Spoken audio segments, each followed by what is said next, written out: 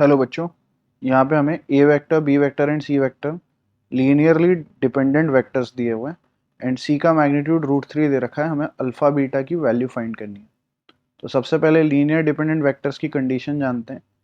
That is जो scalar triple product होगा A vector, B vector, C vector का, that will be equals to zero, right. That is box of A B C is zero. तो हम सबसे पहले यहाँ पे डिटरमिनेंट से सॉल्व करेंगे स्केलर ट्रिपल प्रोडक्ट को। तो ए वेक्टर में आई जे और के कोएफिशिएंट क्या है, 1 1 1।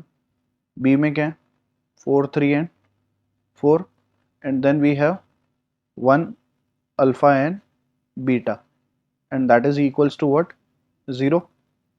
now अगर हम ऑपरेशन लगा लें, that is C2 changing into C2 minus C1 and C3 changing into C3 minus C1, तो यहाँ से हमारे पास कॉलम 1 तो एज इट इज है, that is 1 4 1. now C2 minus C1, so 1 minus 1 is 0, 3 minus 4 is what, minus 1, and this will give you alpha minus 1. then C3 minus C1 again 0, C3 minus C1 again 0, and then we'll have beta minus 1, and this is equals to 0.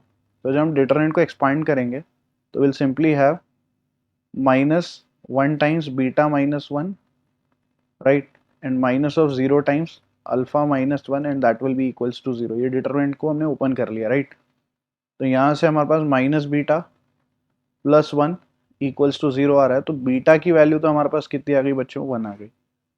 Now हमें सी का magnitude √3 दे रखा है, तो that will be basically under root of 1 का square plus alpha square plus beta square, और ये किसके equal है, √3 के, राइट. तो यहाँ से हमारे पास alpha square plus beta square plus 1 equal to 3 आ जाएगा on squaring both the sides. ना यहाँ से हमारे पास alpha square plus beta square की वैल्यू कितनी आ जाएगी, 2, जिसमें बीटा हमारा 1 है, तो 1 का स्क्वायर इज 1, उधर जाके माइनस हो जाएगा. तो alpha square comes out as what, 2 minus of 1, that is 1. यानी अल्फा की दो वैल्यू आएंगी यहाँ से, +1 और -1. तो अल्फा हमारा +-1 है और बीटा 1 है.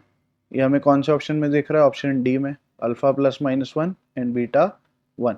आई होप आप समझ गए होंगे. Thank you.